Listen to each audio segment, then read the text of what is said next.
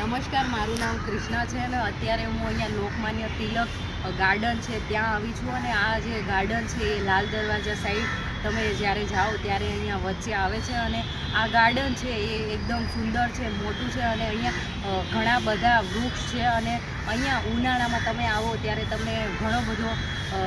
રાહત મળશે ગરમીથી અને અહીંયા વિક્ટોરિયા સ્મારક પણ છે. અંદર ઘણી બધી સુવિધાઓ છે, નાના છોકરાઓ માટે પ્લે એરિયા છે અને